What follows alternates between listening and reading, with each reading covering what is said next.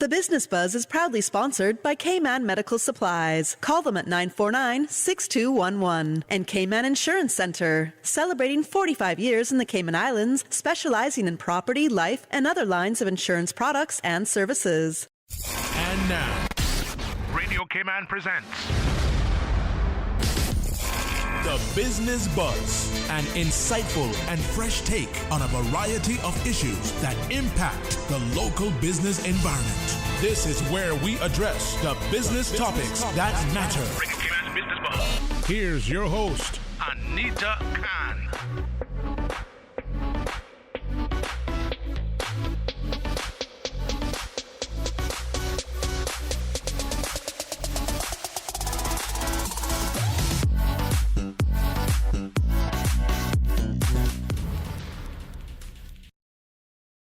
And that's a long lead in. Good morning. It's 18 minutes after 8 o'clock.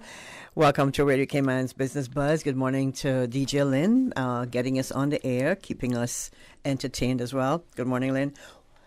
This morning we continue with our regular segment with the Royal Cayman Islands Police Service, RCIPS, which is every second Thursday of the month.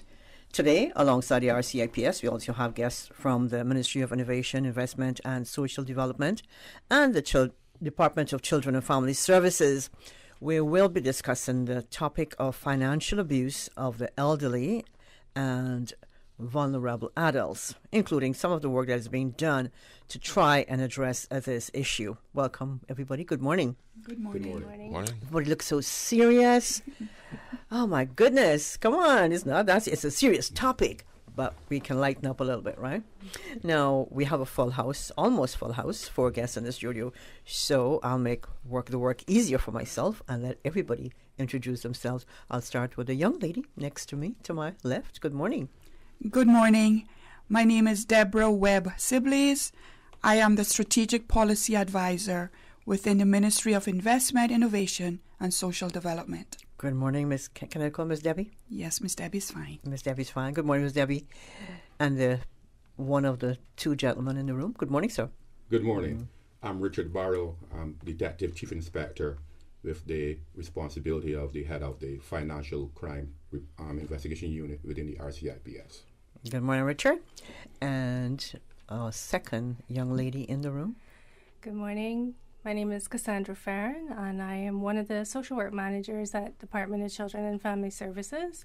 I work with the Elderly Services team, which is a small team of social workers. We provide social work services to older persons and their families. We respond to reports of any type of abuse of older persons and neglect. And the topic of financial abuse, which we're going to be talking about today, is one of the types of elder abuse. Okay. And next to me, to my right, good morning. Morning. I'm Mikhail Campbell, Media Relations Officer with the RCIPS.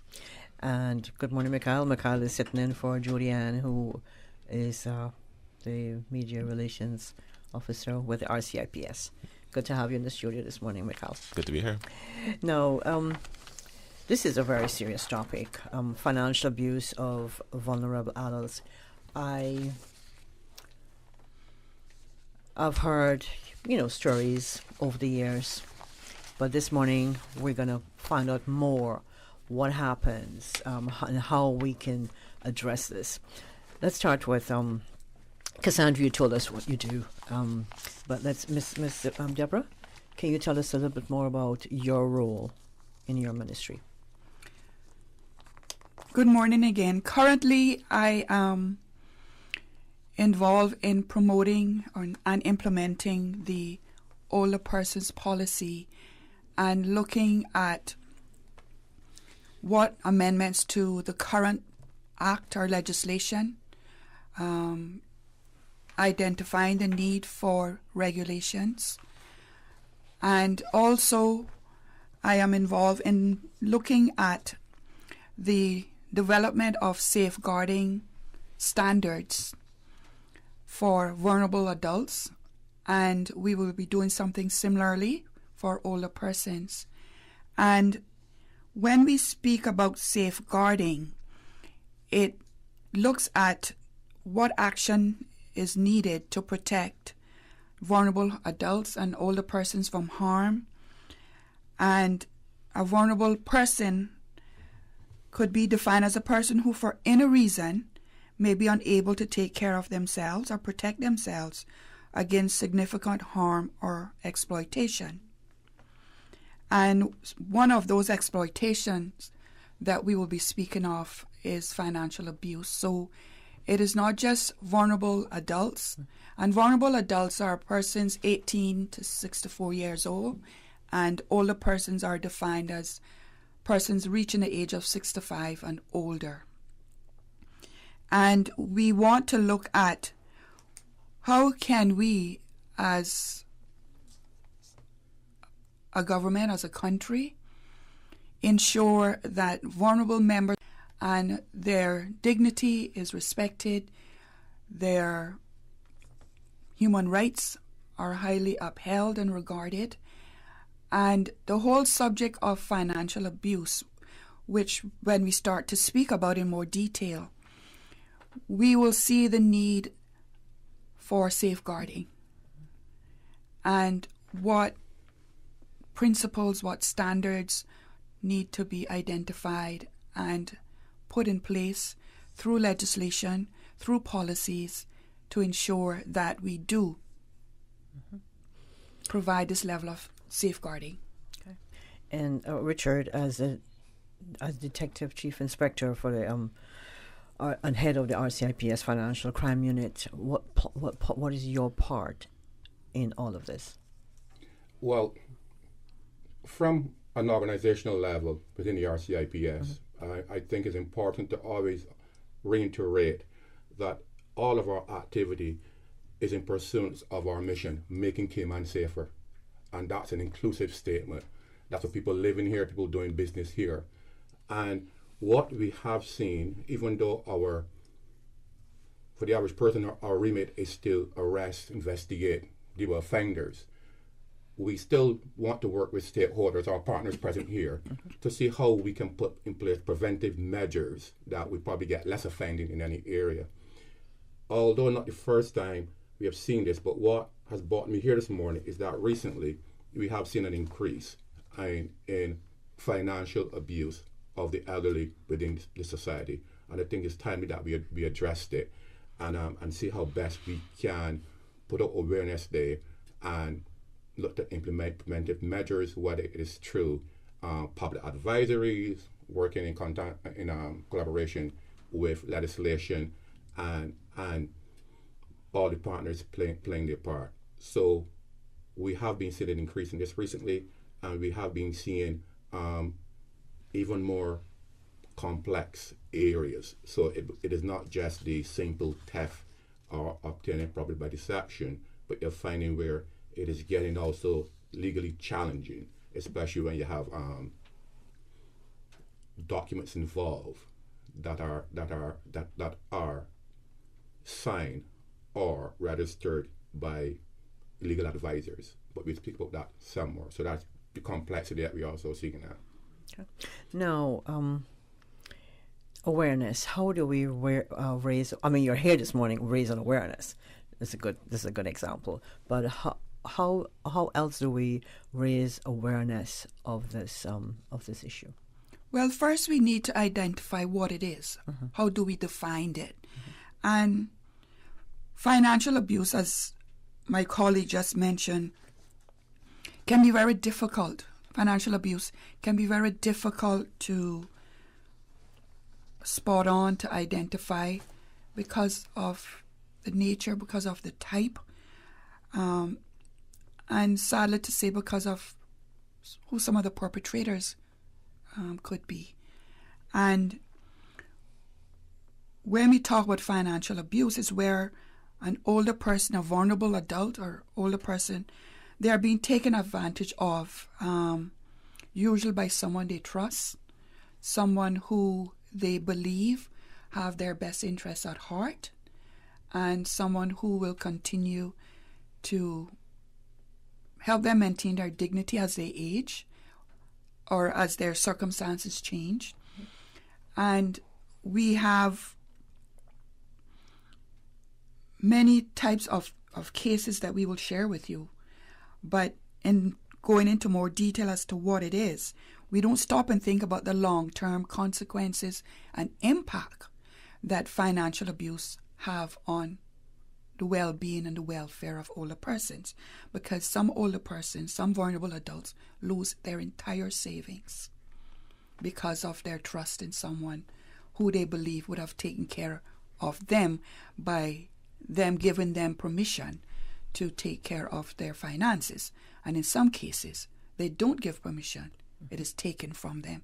And again, we'll go into more examples of some of the case scenarios we have encountered in the Cayman Islands, and some case scenarios from a global perspective that we are aware of when we are looking at what is financial abuse.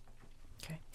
And on that note, we're going to take a quick break. Thanks to our sponsors this morning, Cayman Insurance Center and Cayman Medical Supplies. If you're just joining us, good morning.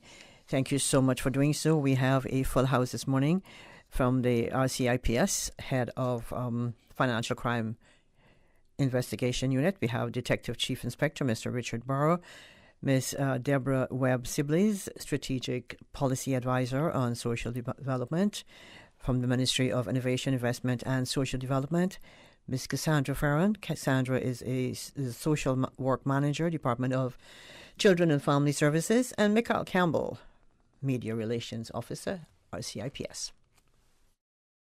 Oh gosh. Don't let the stress of taking care of loved ones get you down. Home care, now made easier with Cayman Medical Supplies. 100% Caymanian owned. Cayman Medical Supplies now stocks a wide range of home care supplies. Hospital beds, all types of wheelchairs, including beach access wheelchairs, lifts, commodes, shower chairs, walkers, Curad brand orthopedic supplies. Free blood glucose monitors with the purchase of 1 pack of test strips, blue underpads, and a whole lot more. Need home care convenience? Drop by Cayman Medical Supplies at 93 Smith Road, Windward Center, or call 949-6211. Free delivery. Open 9 a.m. to 5 p.m. Still delivering island-wide for your convenience. I'm Michael Webster. And I'm Denise Brown of Cayman Insurance Center. Family is not the most important thing, it's everything. And for 45 years, we have worked with the community and their families on protecting themselves for the future. Whether it's providing top-rated life insurance or protecting your family's household investment. From our family to yours, we understand and we care. I'm Denise Brown. Call me at 814-7229. And I'm Michael Webster at 925-5433. We are Cayman Insurance Center, specializing in property, life, and other lines of insurance products and services at an affordable rate. We are Michael and Denise at Cayman Insurance Center. Call today. I've got some beautiful clothes. I know just where they go. Puritan Cleaners. Puritan Cleaners, now using the most popular and eco-friendly cleaning solvents. 2 convenient locations to serve you: Savannah Countryside and Eastern Avenue, Georgetown. Drive-through, rain or shine, free pickup and delivery services available. Call Puritan Cleaners, 949-7104. Also ask about our in-house discounts. Puritan Cleaners, you feel good when you look good. Puritan Cleaners, 949-7104. That's 949-7104. As the community continues to take precautions from COVID-19, it is important to stay prepared for other disasters now that we're in the hurricane season. Here are some post-hurricane safety tips from the Department of Environmental Health. Did you know you must ensure all utensils are washed with detergent and rinsed with hot water if they make contact with flood water? For full guidance on post-hurricane safety tips, visit www.deh.gov.ky. Business Buzz.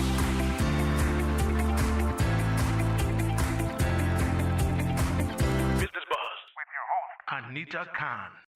Welcome back to the Business Buzz. Thank you so much for tuning in. We're taking you up to 9 o'clock. Coming up at 9, we'll have headlines, and then DJ Lynn will be keeping you company on the breakfast session. Now, as we continue with talking about financial abuse of vulnerable adults and older persons, Cassandra, I know you wanted to jump in as we came back from the break. Yes, I just wanted to support what my colleagues were saying.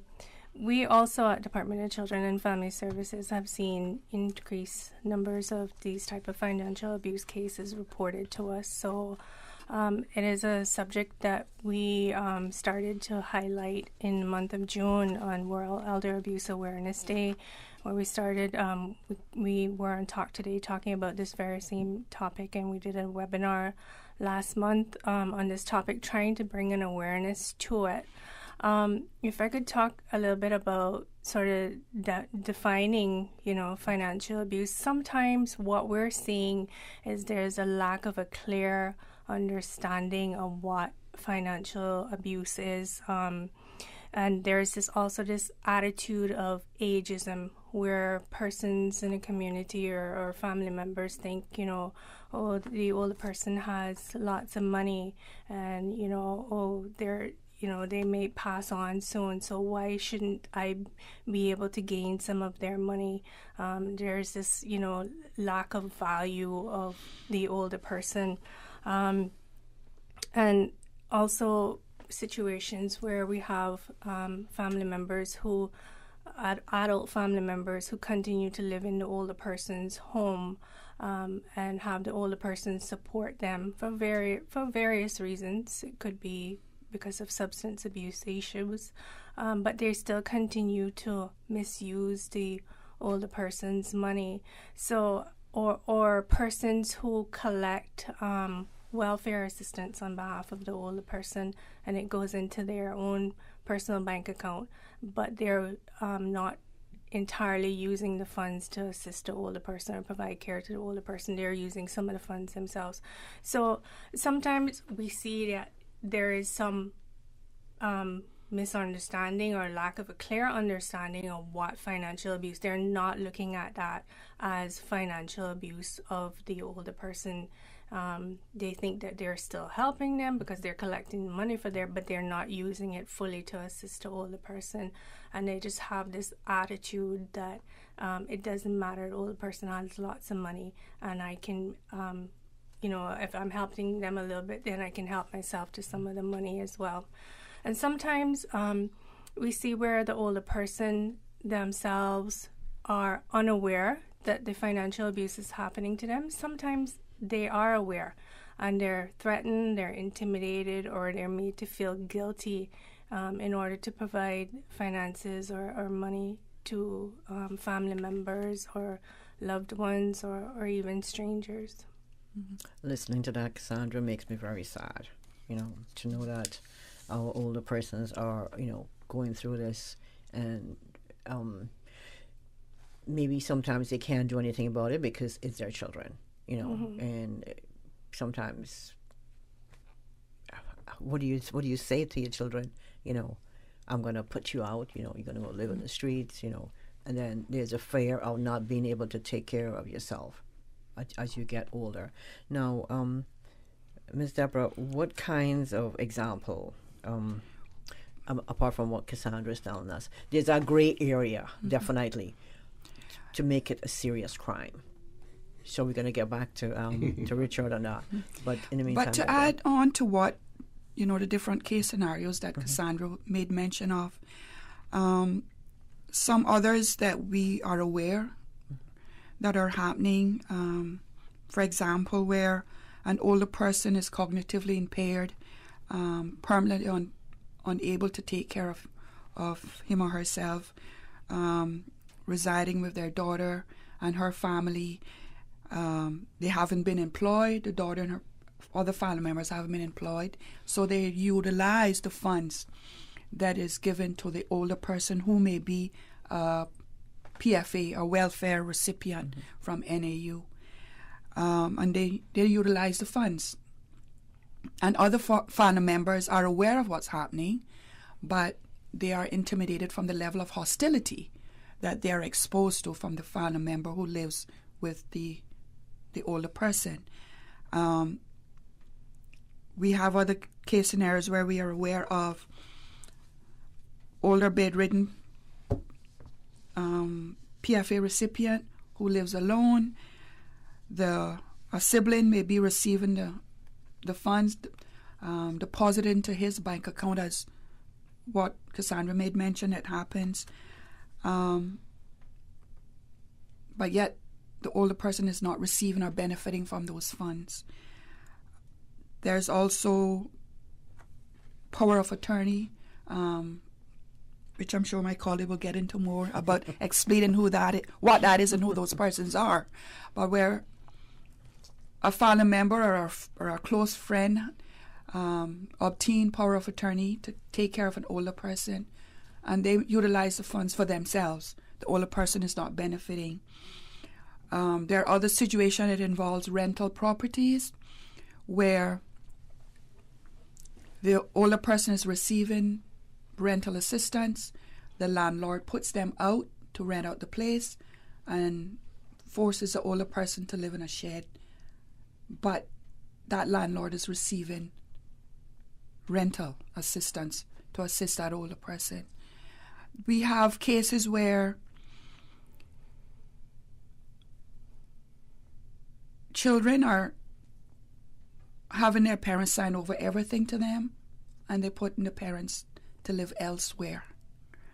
And as my colleague Cassandra said, is that view of entitlement that as your next of kin, I'm entitled to this money. And even though the older person worked hard for his or her savings, with the understanding this money is to help take care of me as I age, as I become unable to care for myself. And there are persons in the community who are taking advantage. And when we talk about people in the community, who they are, we are speaking about family members. We are speaking about caregivers. We are speaking about even strangers who go and befriend older persons who they may believe, that older person or that vulnerable adult, that they don't have any next of kin to take care of them. So you have strangers befriending those individuals, those vulnerable individuals, and taking advantage of that situation. Yes, that makes me sad again. I will need coffee after this show because, when you think about it, Miss Deborah, you're on the policy side of things, right? Yes. Whereas Cassandra, you're out there and you're seeing this every day, and Richard, you're the one getting the complaints. Now, there's that gray area. Let's go back to that gray area of defining this. Let's call it a crime, because it's a crime. Yes. When do you step in? And that's the concern, because you'll find sometimes some of the allegations that are made or the circumstances coming to our attention, sometimes you might find the gray area is that they fit between the criminal and the civil realm, and that become a challenge for us in law enforcement, because you'll find, especially when you have power of attorney privileges being abused. So someone has power of attorney, and they might have that for initially genuine intentions, and having that then, because they're acting on the behalf of the individual holding the assets, they might become, if they don't have prior knowledge of all the assets that the person has, and you find sometimes that creates an opportunity that is then being abused. We have seen cases where getting the power of attorney is declaring intention to take advantage of the vulnerable person. Now, unfortunately, most of the circumstances involving the abuse of the power of attorney privileges is in with the family context. And you might find sometimes it comes to our attention when a sibling finds out that another sibling has taken advantage of the parent, the elderly parent, and that becomes contentious. Why I said the gray area is because you find sometimes there's no forgery. The documents contain an authentic signature, and it is the difficulty is it determining the intention at the time that the signature was affixed, because that is where then you get what we call in law the criminal intent. What was the intention when the documents were signed? If we can show there was a criminal intent, then those documents were flawed. But however, when we cannot seem to see that prima facie, it becomes a very interesting topic for us, and we can sometimes find ourselves begin referees between squabbling siblings over titleship or ownership of a parent's assets. The more clear-cut ones that sits readily in the criminal realm, and sometimes again, opportunity presents itself. You might find sometimes there is a genuine need for a caregiver, whether it's from an agency, because we have seen also employees of agencies whose services are retained to provide these services.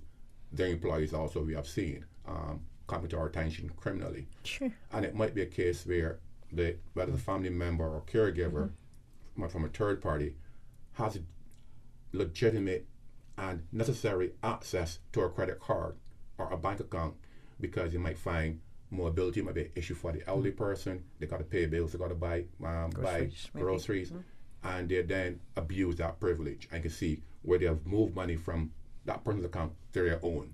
Yeah. Or we have seen where, again, encouraging the elderly person to create a joint bank account, and then they're moving funds. So those are the clear-cut ones that we can deal with without any issues. But the other ones, documents and so on, that is really we got the issues and the gray areas present itself. And some simple, at least to us, it's maybe simple case scenarios too. Also that I'm aware of. For example, on a monthly basis, if the vulnerable adult or the older person was assessed and deemed to be in need of financial assistance, where next of kin, caregivers, accompany that vulnerable adult or older person to the bank just to collect the withdrawal funds that person, older person or vulnerable adult will make, and that fund is taken away and utilized for other reasons, where that vulnerable adult or vulnerable older person is not benefiting. I've heard of other situations where if the fund or the welfare check the amount is like, say, $400. $100 is given to the recipient, and the balance is taken by the caregiver, whoever that caregiver may be. And you have vulnerable adults and older persons for the rest of the month still being in need, and in a way being neglected, because if their basic needs are not being met from the funds that were intentionally given to help them, and someone decides to utilize that funds in another way, that is financial abuse. And I mean, we can sit here all morning and talk about different case scenarios that we know exist here in the Cayman Islands. Yes, we can talk about it from a global perspective, that it is happening and who is taking advantage of vulnerable adults and older persons, but we're talking about Cayman. These case scenarios that we're bringing to you this morning are cases we are aware of that took place or is taking place in the Cayman Islands. We're also aware that there are many cases that is going undetected and unreported, and those vulnerable adults and older persons are silently suffering in their homes. Well, I'm glad everyone is here this morning to bring this to the forefront. So we're going to take a quick break. When we come back, we'll continue our discussion to take us up to 9 o'clock. I'm Michael Webster. And I'm Denise Brown of Cayman Insurance Center. Family is not the most important thing, it's everything. And for 45 years, we have worked with the community and their families on protecting themselves for the future. Whether it's providing top-rated life insurance or protecting your family's household investment. From our family to yours, we understand and we care. I'm Denise Brown. Call me at 814-7229. And I'm Michael Webster at 925-5433. We are Cayman Insurance Center, specializing in property, life, and other lines of insurance products and services at an affordable rate. We are Michael and Denise at Cayman Insurance Center. Call today. Now open on the sister island, BRAC Medical Supplies. Everything from over-the-counter items to home care products such as wheelchairs, crutches, bed pads, adult briefs, and PPE items. Friendly, local, loyal, and long-standing service right in the BRAC. BRAC Medical Supplies. Call today at 948-2228. Better yet, come see us. We are located right next to the Alexander Hotel. Whether it's routine care or highly complex surgery, when it comes to your health, you want the best. Health City has Cayman's most comprehensive range of in-house medical services. Recognized for quality and excellence, Health City brings together expert doctors, the best technology, and the latest techniques to understand your health and ensure you get the care you need. From Camana Bay to East End, you can trust the team at Health City. Health City, world-class healthcare within your reach. We are in the hurricane season, and knowing what to do after a hurricane can be as important as preparing for the storm. After the passage of a hurricane, seek medical attention if it is needed at hospitals and clinics for those persons who are injured. Do not touch power lines and cables that are down. They may be active. Report them to 911 or the utilities emergency hotlines. Broken tree limbs should be removed from around homes or buildings if possible. This hurricane information has been brought to you by Breeze FM and Radio Cayman. Business Buzz.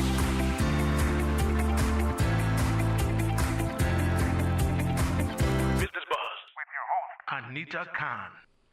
The topic this morning on this Business Buzz is financial abuse of the elderly and vulnerable adults in a society, basically, but we're still taking it globally. And we have in the studio this morning a full house: Detective Chief Inspector Richard Barra, Miss Deborah Webb-Sibley's. She's a strategic policy advisor in social development, and Cassandra Farron. Cassandra is social worker manager, Department of Children and Family Services, and of course Mikhail Campbell, representing the media unit of the RCIPS. He's a media relations officer. Now, what proactive steps are being taken to decrease the chances of these things happening, as we discussed this morning, and make it harder for persons to take advantage of vulnerable members of the community, of course, our adults and older persons? Okay, so what I would like to just inform the public of is some of the red flags or signs that they can look for, that may notify them of an older person being taken advantage of. So there could be a shift in family dynamics where a family member suddenly appears after being absent for a while and is now wanting to take control of the care or the finances of the older person. Perhaps they're also preventing the older person to contact various family members or limiting them access to, their regular routine or activities. Those are red flags that you need to look out for. Ms. Debbie talked about earlier that the older person has the finances, but all of a sudden they're not being cared for. You might notice that there are changes in their grooming, changes in how their home looks. There might be missing bill payments. They're not being cared for, not being able to go to the doctor. There are large withdrawals being made from the older person's bank accounts, missing property, forged documents, and transactions where the older person is being asked to sign various documents that perhaps they are incapable of doing because of some limited cognitive capacity. Or there's a sudden identification of a power of attorney that nobody else in the family is aware that this was going to be happening. Their homes perhaps are being refinanced, or that there's property being transferred by natural love and affection, and again, no other family member is aware of this. There was a plan for this.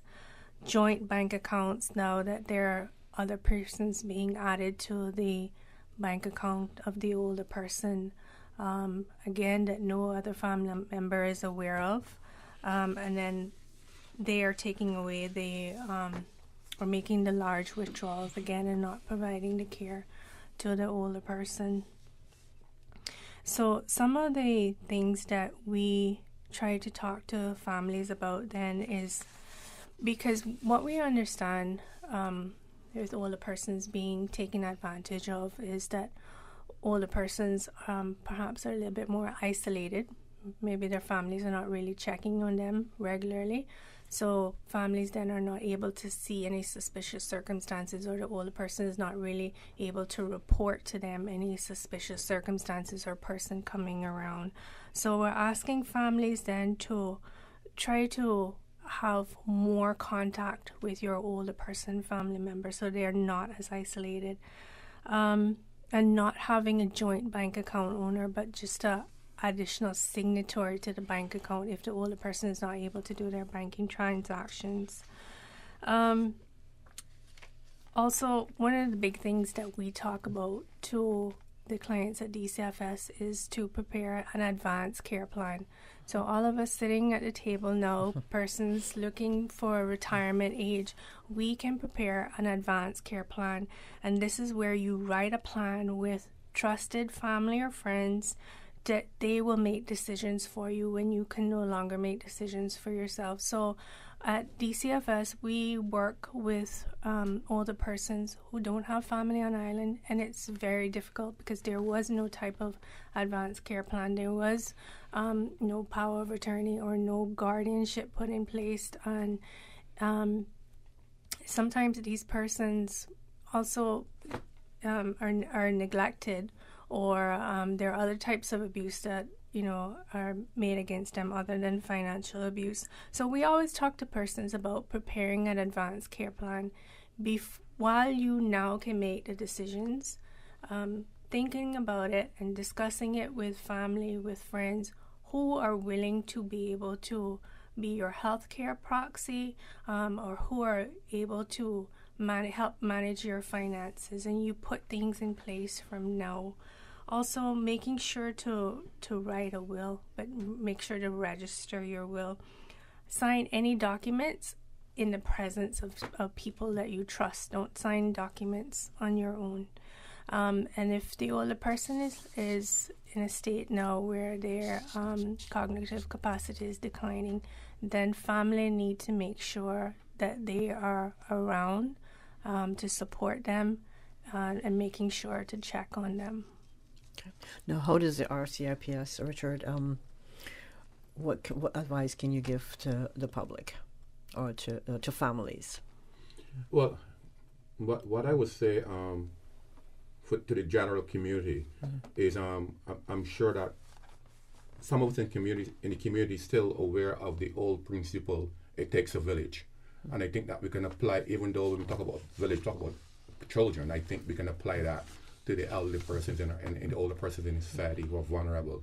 I think it takes a village to protect them also, safeguard them. But I love what my colleague said. I think the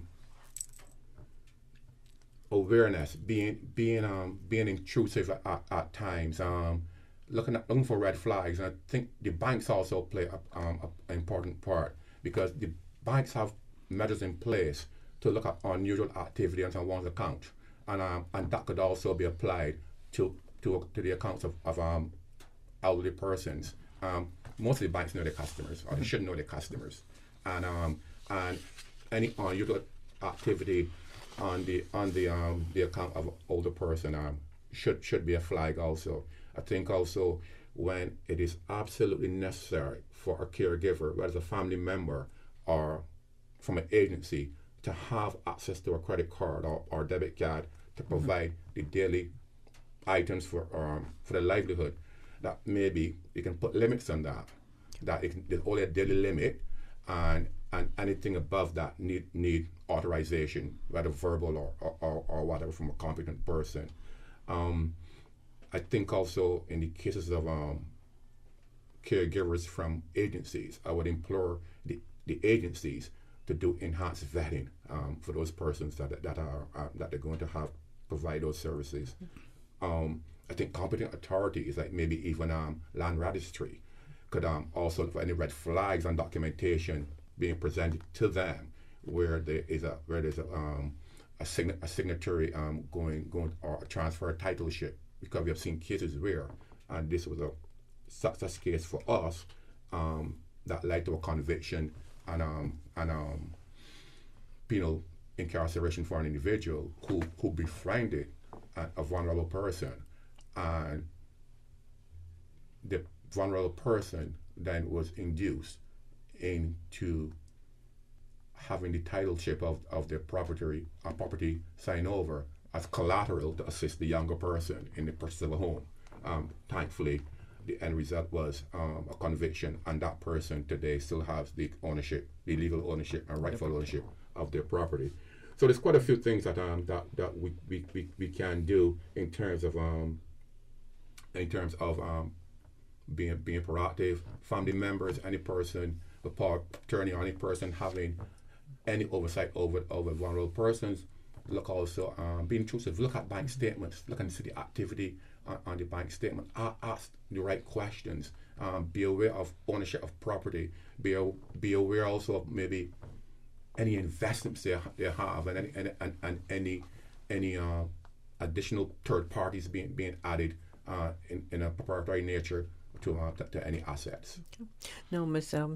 Deborah, with regards to policies, anything on the burner right now with regards to this issue? We have the Cayman Islands disability policy and the older persons policy, and respectively, those policies speaks to levels of protection of persons identified for the disability and the older persons policy. What we are trying to do now at the ministry is to take all those two policies into account, but look at what is the next step in regards to what is needed to help safeguard and promote different implementation action plans within those two respective policies to promote safeguarding. So we are in the process of drafting standards that will become part of our legislative reform in due course. This team approach is being led by the ministry, but it involves many other stakeholders who are partnering with us to address the issue of safeguarding and protecting vulnerable adults and vulnerable older persons in our society. We have to acknowledge that financial abuse is only a part of the signs and symptoms of abuse of an older person. We talked about some signs and red flags to look for earlier. I just want to add one. Emotional abuse and psychological abuse are also signs that an older person or a vulnerable person is being exposed to abuse. And their mood swings, their anxiety levels, their depression, their sadness can also be as a result of them being taken advantage of, but they don't know how to express themselves, or they are afraid to speak out for fear of being harmed in any way.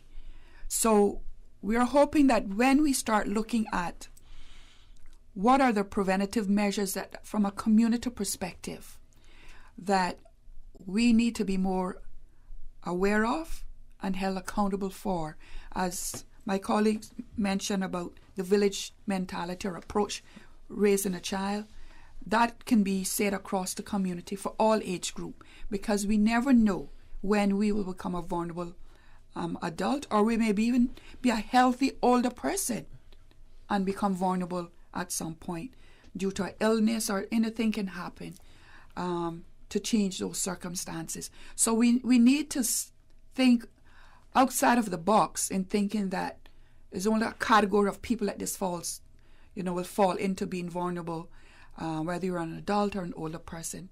At any point in time, any one of us over the age of 18 can become vulnerable. And if there's someone listening this morning and would like to reach out, who can they reach out to? Is there a contact number? So if anybody wants to report a matter of financial abuse against an older person, they can report to DCFS. Our telephone number is 949-0290. We also have an email address that we take a lot of reports through, whether it's neglect or any other type of elder abuse. It's DCFS Elderly Services at gov.ky. And of course, they can report to the police. And I'll let you say the number for the financial crimes. Well, our reporting 9494222. Any criminal report you want to make, you can send to that number, and it is then disseminated to the relevant agency unit within the organization. Okay. No, I'm way over time. I'm in big trouble this morning, but I want to say thank you. Anything, Ms. Deborah, you look like you got something to say, Ms. Deborah. So, just in regards to the takeaways that we want to highlight this morning for the public is financial abuse of vulnerable adults and vulnerable older persons is real. It is taking place here in the Cayman Islands. We are not pulling information from other jurisdictions. We are speaking about the Cayman Islands. So that level of community awareness needs to be ongoing. We thank you, each one of you, including Mikhail, for putting this together along with our producer, Ms. Susan Watson. Thank you so much. And that was the voice of Ms. Deborah Webb-Siblis, Strategic Policy Advisor on Social Development in the Cayman Islands for the Ministry of Innovation, Investment and Social Development. You also heard from Detective Chief Inspector Mr. Richard Burrow. He's the head of RCIPS, Financial Crime Investigation Unit. Cassandra Farron. Cassandra is the Social Worker Manager, Department of Children and Family Services. And, of course, Mikhail Campbell, Media Relations Officer, RCIPS. I want to thank DJ Lynn for holding it down this morning. Thanks to our sponsors, Cayman Insurance Center and Cayman Medical Supplies. And, of course, to all our listeners, YouTube viewers, and producer, Ms. Susan Watson. Until Tuesday, August 16th, when we bring you another Business Buzz. Please stay safe and have a wonderful day. The Business Buzz is proudly sponsored by Cayman Medical Supplies. Call them at 949-6211. And Cayman Insurance Center, celebrating 45 years in the Cayman Islands, specializing in property, life, and other lines of insurance products and services.